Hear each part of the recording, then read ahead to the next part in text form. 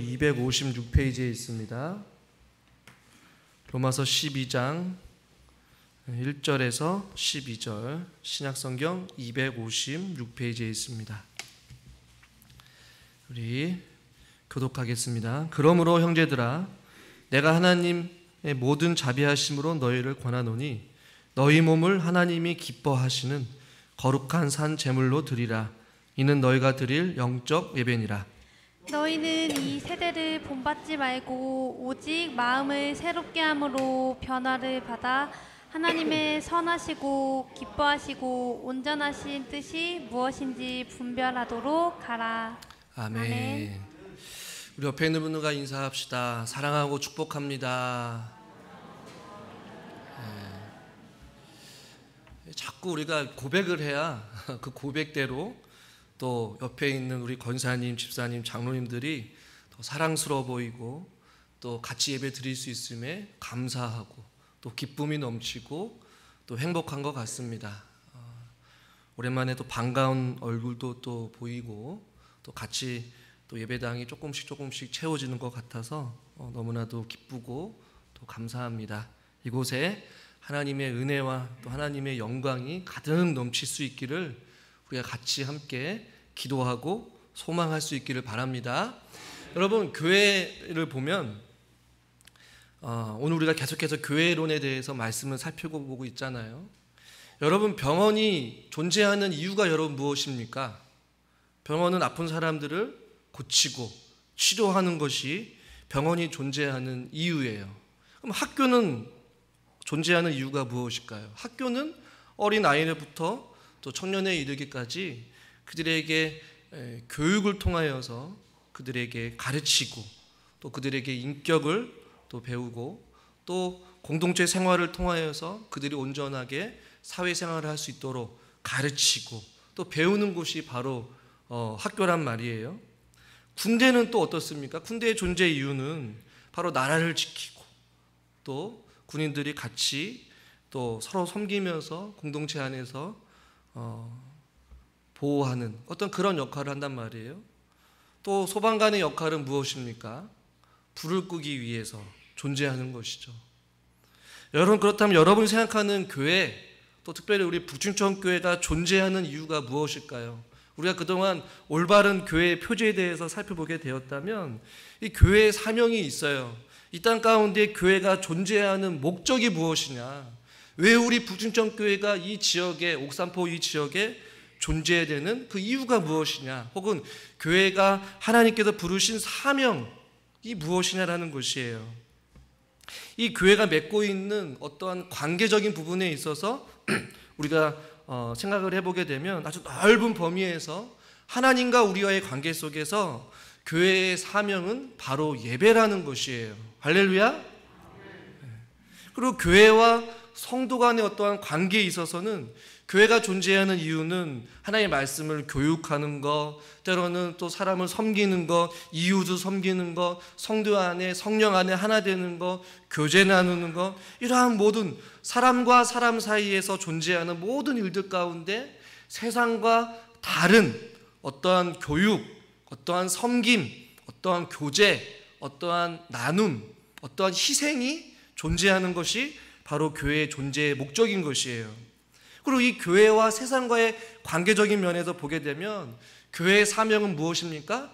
바로 복음 전하는 것이에요. 주님 오실 그날까지 땅끝까지 이르러서 주님이 우리의 유일한 구원자이십니다 라는 것을 세상에 알리는 것이 바로 교회의 존재의 목적이라는 것이에요.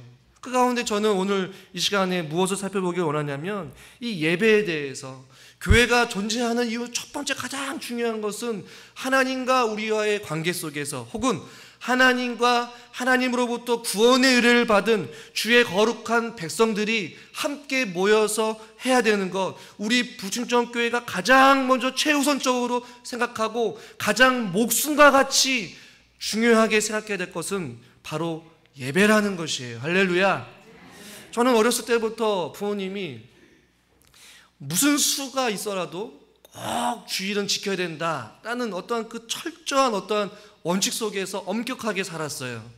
몸이 아프면 어머님이 짊어지고 무조건 어린이 예배에 놓고 그냥 알아서 그냥 적응하라고, 알아서 예배 드리라고, 약간은 좀 어떻게 보면 무모할 정도로 이 주일을 생명과 같이 여기고 하나님 앞에 예배를 드리는 것이 인생에 있어서 가장 우선시돼야 된다는 것을 어렸을 때부터 배우고 자랐단 말이에요.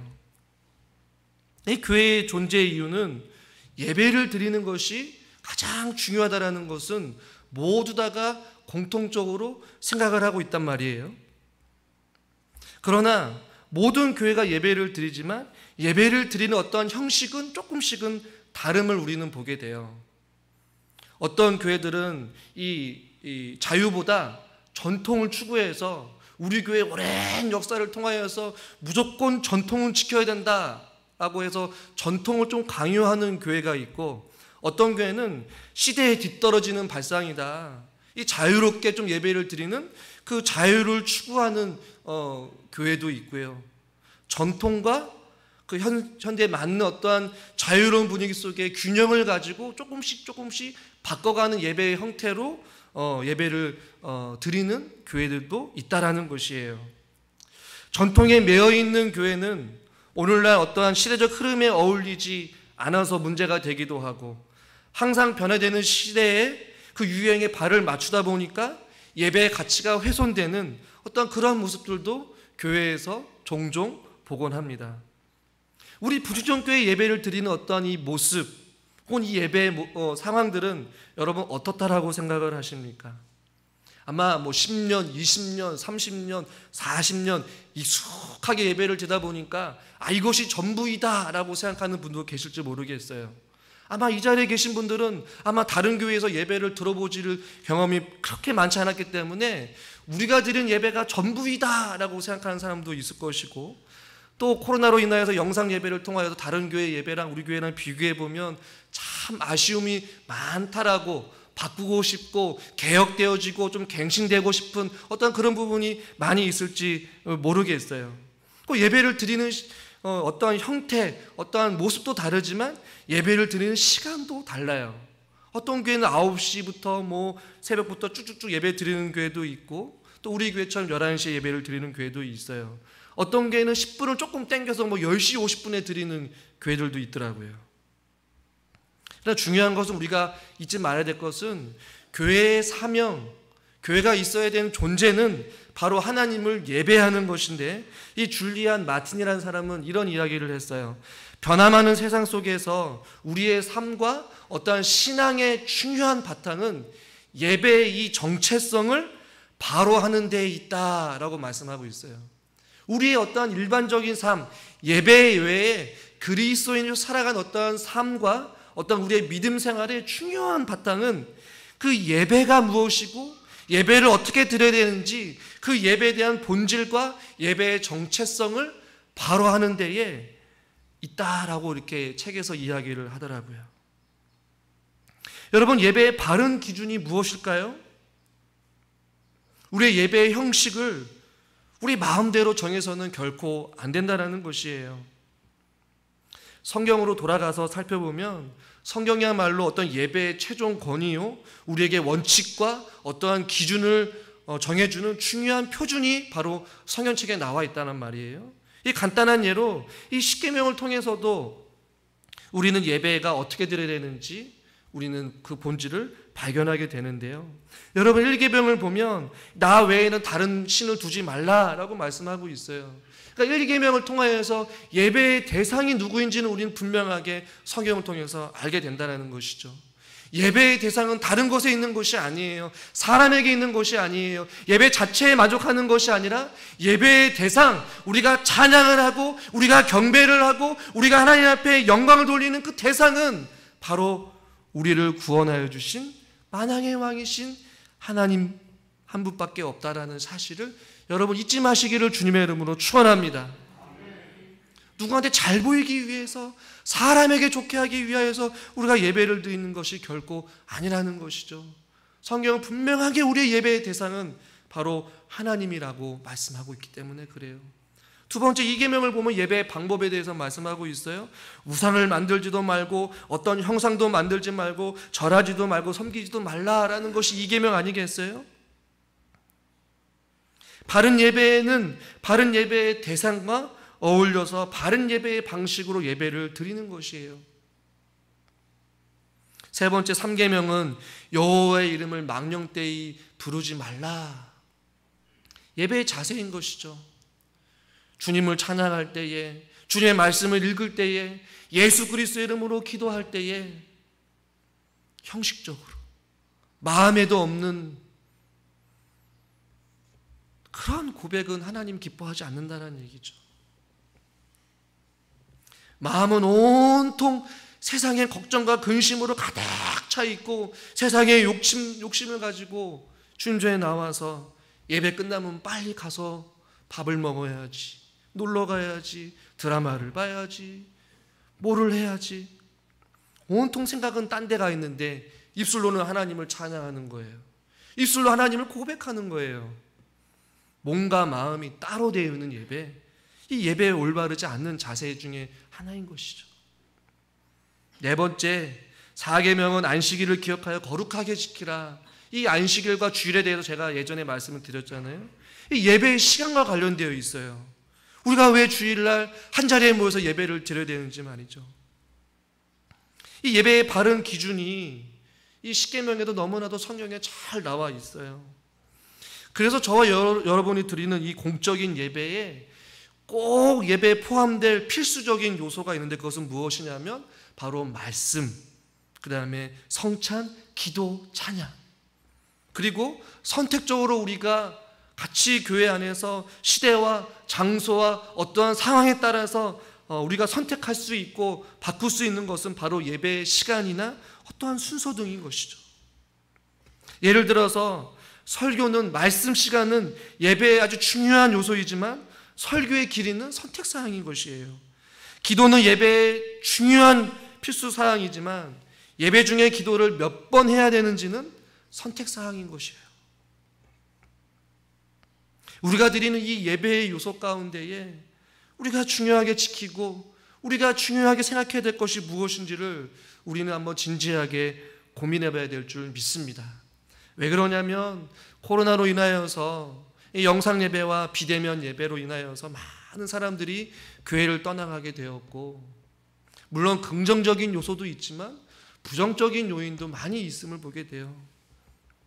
어떤 긍정적인 요소, 부정적인 요소를 이야기에 앞서서 우리가 드려지고 우리가 모여야 되고 우리가 존재하는 우리 부춘천 교회가 하나님께서 세우신 이 교회들이 존재하는 이유, 그것은 바로 하나님을 예배하는 것인데, 우리가 예배가 무엇인지, 또 예배를 통하여서 우리가 어떻게 하나님을 예배를 드려야 되는지, 그 예배에 대한 본질과 예배에 대한 정체성, 우리가 드려진 예배의 어떠한 태도와 모습들을 우리가 한번 되돌아볼 수 있는 시간들이 될 수 있기를 저는 주님의 이름으로 간절히 축원합니다. 예배와 관련해서 많은 이야기를 하고 싶지만 저는 그 가운데 몇 가지만 말씀을 드리려고 해요. 오늘 성경에도 보니까 그러므로 형제들아 내가 하나님의 모든 자비하신 너를 권하노니 너희 몸을 하나님이 기뻐하시는 거룩한 산 제물로 드리라. 이는 너희가 드릴 영적 예배니라 라고 성경은 우리에게 말씀하고 있고, 여러분 성경책에 보니까 영적 예배니라 하고 조그맣게 5번 써 있고 밑에 보면 합당한이라고 아마 써 있을 거예요. 그러니까 우리가 드릴 합당한 예배가 도대체 무엇이냐는 것이에요.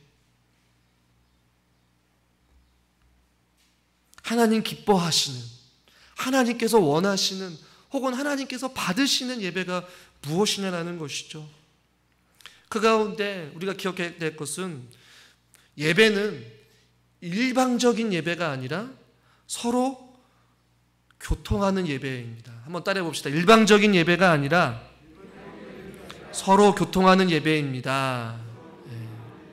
이것은 무슨 얘기냐면 하나님이 우리에게 먼저 다가오셔요. 우리를 초청해 주세요. 수고하고 무거운 짐진 자들아 다 뭐라고요?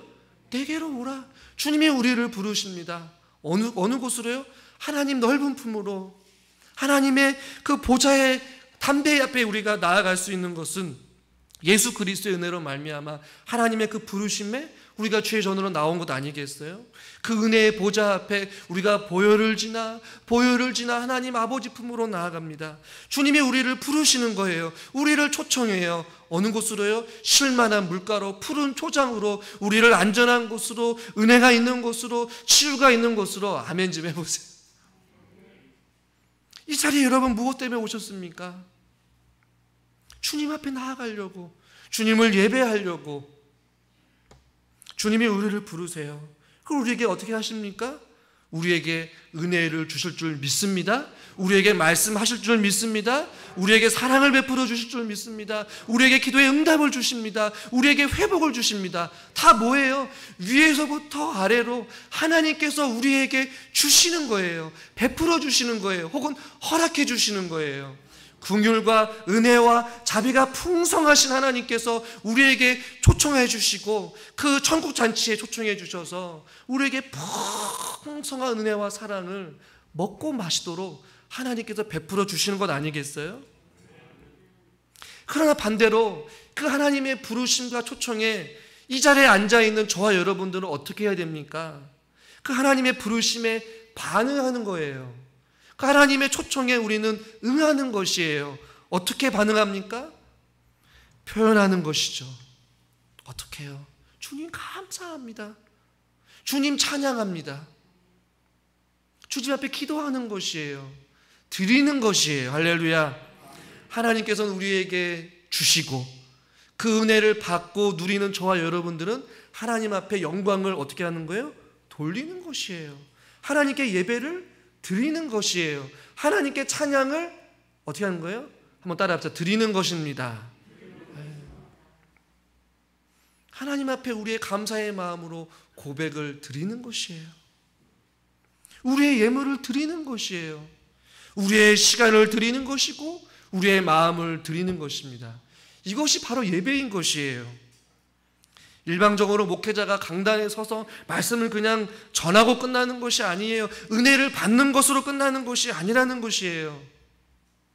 예배는 서로 쌍방간에 소통하는 것이에요. 하나님과 성령 안에서 교제하는 것이에요. 그러나 이것이 불균형이 되면 온전한 예배가 되지 못하는 것이죠. 어떤 교회는 말씀은 없고 헌신과 드림만 강조하는 것도 있고, 어떤 교회는 말씀만 있고 그 어떤 헌신과 드림과 충성도 없는 교회들도 있어요. 여러분, 예배의 중요한 것은 하나님이 우리에게 은혜를 베풀어 주시는 그 초청과 그 초청에 응하는 우리의 예배에 합당한 드릴 영적 예배, 우리에게 하나님의 주신 그 은혜에 합당하게 반응하는 그 우리의 태도가 우리에게 중요하다는 사실을 여러분 잊지 마시길 바랍니다. 또 하나, 예배에 이 설교가 전부라고 생각하는 사람들이 있어요.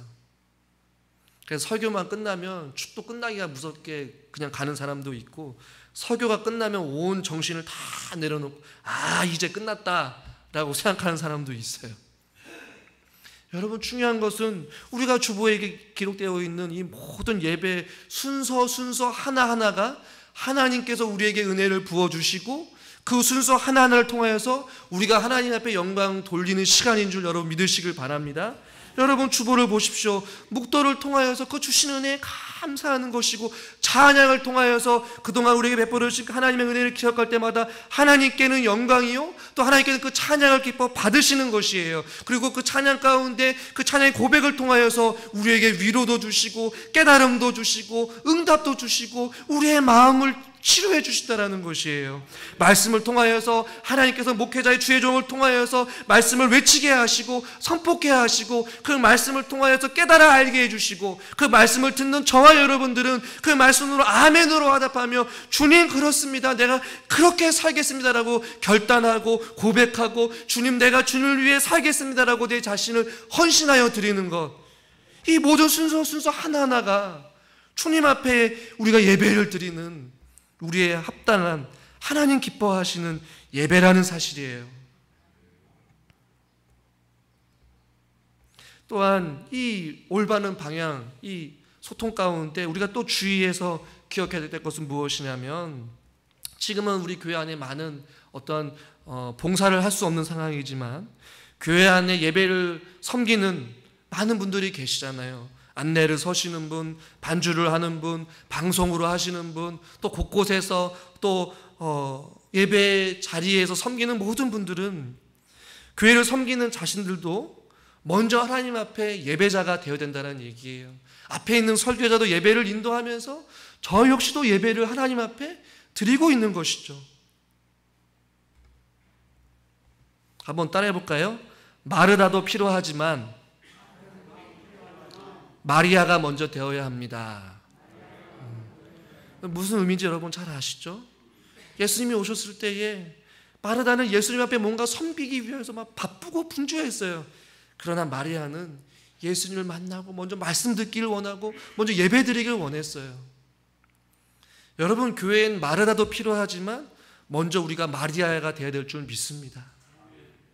섬기는 것도 중요해요. 봉사하는 것도 중요해요. 그러나 먼저 되어야 될 것, 무엇보다도 교회가 존재하는 이유, 우리가 먼저 모여서 해야 될 것은 바로 예배자로 하나님 앞에 서는 것입니다.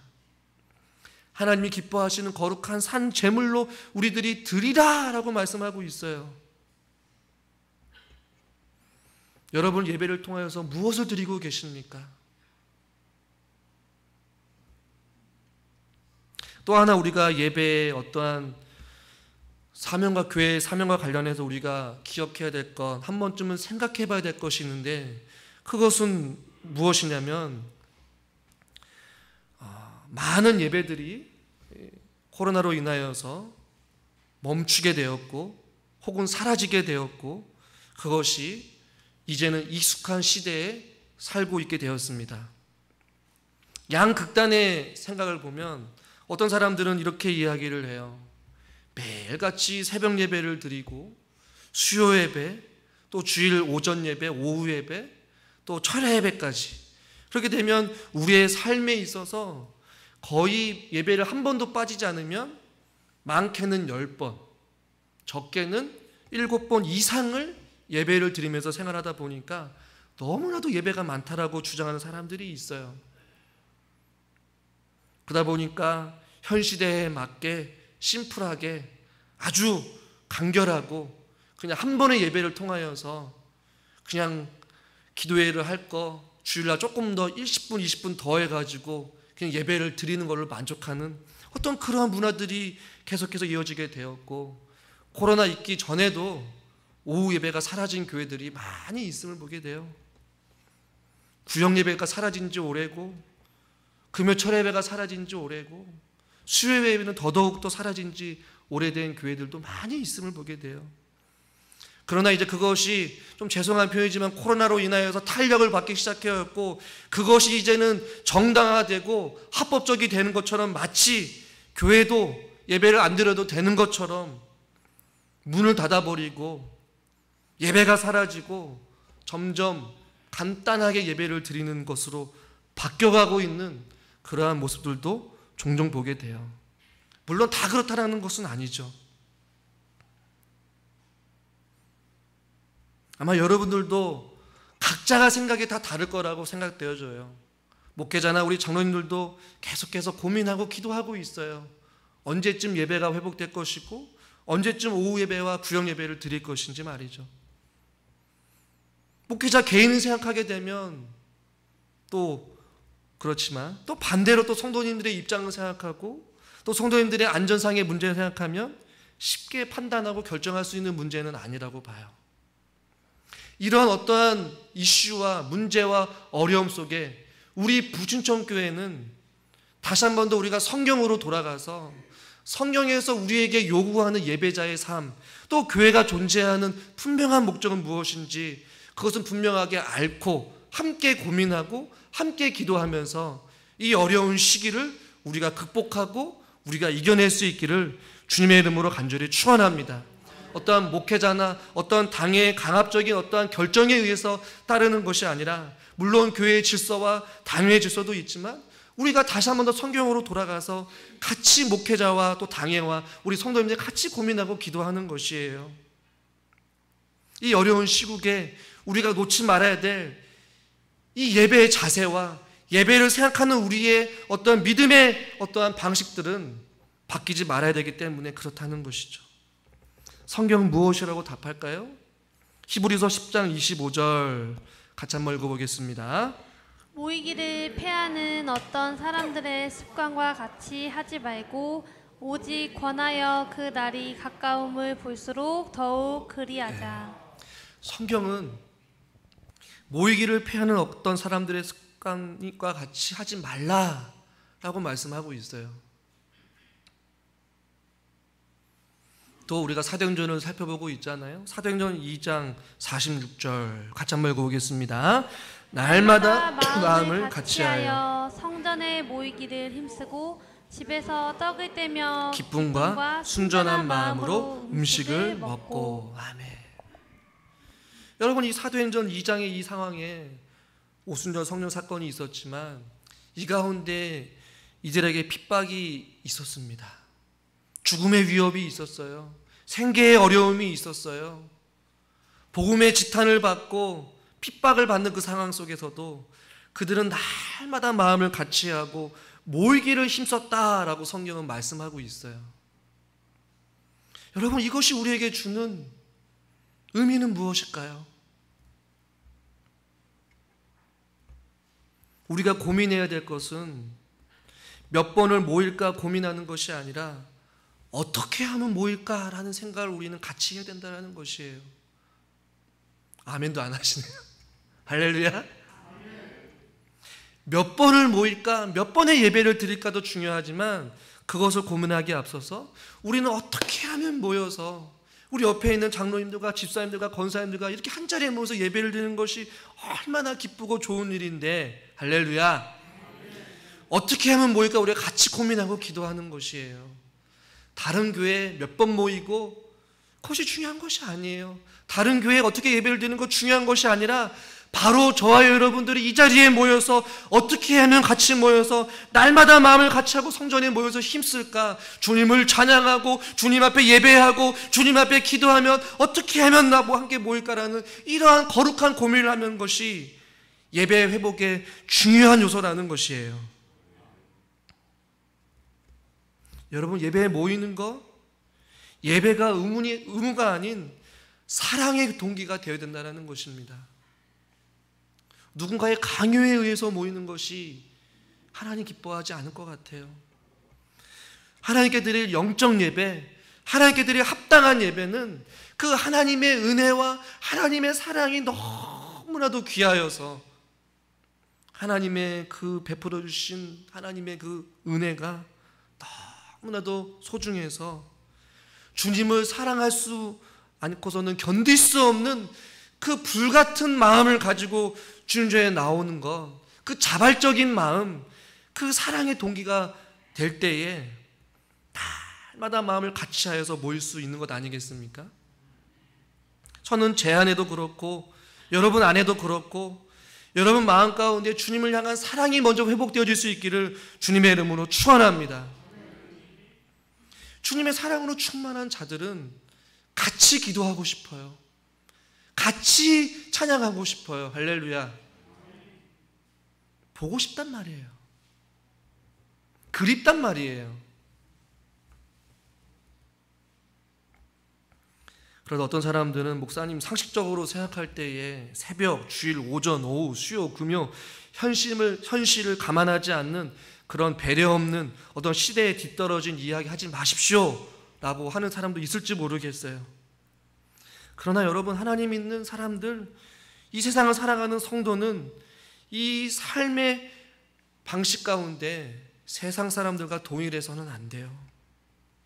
성경에서 말씀하고 있는 하나님께서 원하시는 대로 하나님의 방식대로 생각하고 말씀으로 돌아가 말씀이 원하는 대로 우리가 살아갈 수 있기를 주님의 이름으로 간절히 축원합니다.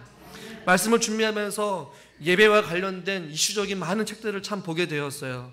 그 가운데 어느 감리교회 목사님이 책 가운데에 이런 이야기를 했어요. 예배가 본질을 벗어나서 형식적인 예배로 전락하다 보니까 이 예배가 영적인 피로감만 쌓인다라는 이런 표현을 썼어요. 저는 성도님들 입장에서 한번 생각해 보게 되었고 또 목회자 입장에서 생각해 보니까 어느 정도 좀 일리가 있는 말이더라고요. 억지로 모여가지고 그 의무감 속에 예배를 드리다 보니까 예배가 형식적으로 되는 것이에요. 버티기식으로 그냥 앉아있는 예배, 몸이 피곤하고 지치고 온통 딴 생각뿐인 그 마음을 가지고 예배를 드리는데 은혜가 되겠냔 말이에요. 영적인 피로감만 계속 쌓여간다는 것이죠. 우리 입장에서는 영적인 피로감이 쌓이지만 반대로 하나님 입장에서 어떻게 했어요? 기뻐하지 않는다는 얘기예요. 미가서 6장 7절 말씀 한번 읽겠습니다. 여호와께서 천천의 순양이나 만만의 강물 같은 기름을 기뻐하실까? 내 허물을 위하여 내 맏아들을 내 영혼의 죄로 말미암아 내 몸의 열매를 드릴까? 천천의 순양이나 만만의 가물 같은 기름을 기뻐하실까? 기뻐하지 않는다는 얘기예요. 너희들이 드려지는 그 마음에도 없는 형식적인 예배, 버티기식의 예배, 딴 생각으로 가득 찬 예배, 하나님 사랑하고 하나님 경외하는 마음 없이 드리는 예배, 너희들만 피곤하냐? 나도 견딜 수가 없다라는 거예요. 제가 이사야 1장 11절부터 13절까지 말씀을 보면서 하나님의 마음이 어떤 마음인지 이해가 되더라고요. 1장 11절부터 13절까지 같이 한번 교독하겠습니다. 제가 11절 읽죠. 여호와께서 말씀하시되 너희의 무수한 재물이 내게 무엇이 유익하뇨? 나는 순양의 번제와 살찐 짐승의 기름에 배불렀고 나는 수송아지나 어린 양이나 순염소의 피를 기뻐하지 아니하노라. 너희가 내 앞에 보이러 오니 이것을 누가 너희에게 요구하였느냐? 내 마당만 밟을 뿐이니라. 13절 같이 읽죠. 헛된 재물을 다시 가져오지 말라. 분향은 내가 가증히 여기는 바요. 월삭과 안식일과 대회로 모이는 것도 그러하니 성회와 아울러 악을 행하는 것을 내가 견디지 못하겠노라. 아멘. 1장 11절 보니까 무수한 재물이 무슨 유익이 있겠느냐. 끝부분에 기뻐하지 아니한다. 12절 너희가 그냥 마당만 밟고 가는구나. 13절 내가 가증히 여긴다. 내가 견디지 못하겠다.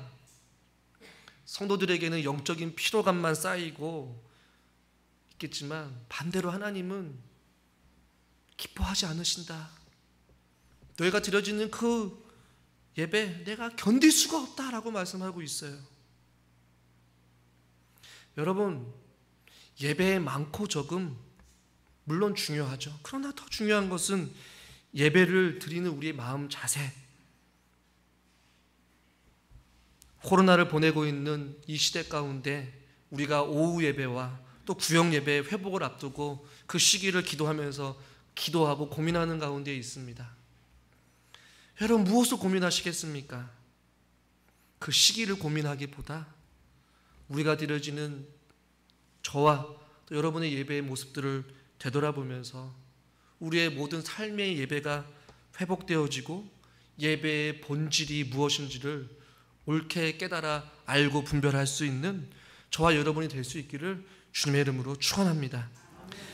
결론을 내리면 이 문화란 교수라는 분이 있는데 고신 예배학과 교수예요.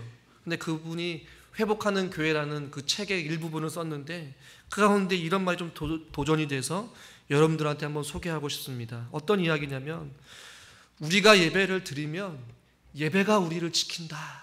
좀 이런 표현이 굉장히 저는 도전이 됐어요. 한번 따라해 볼까요? 우리가 예배를 드리면 예배가 우리를 지킨다. 예. 다음 문장이니까 예배가 계속되고 반복되는 것은 성도들에게 축복이다라는 것이에요. 여러분 공감하십니까? 그러니까 예배를 드리면 예배가 우리를 지킨다는 것이 무엇이에요? 예배를 우리가 하나님께 온전히 드리면 하나님께서 우리의 삶을 지키시고 보호하신다는 얘기예요.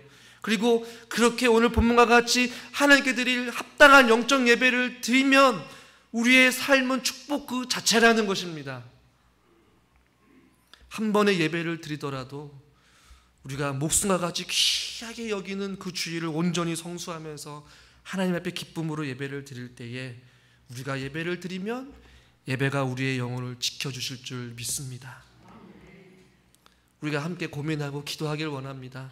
하나님, 우리 북춘정교회가 예배를 드릴 때 우리 교회도 지켜주시고 우리의 가정도 지켜주시고 우리의 삶도 지켜주시옵소서. 기도하겠습니다. 하나님 아버지, 교회의 존재 목적의 이유는 바로 하나님을 예배하는 것인 줄 믿습니다.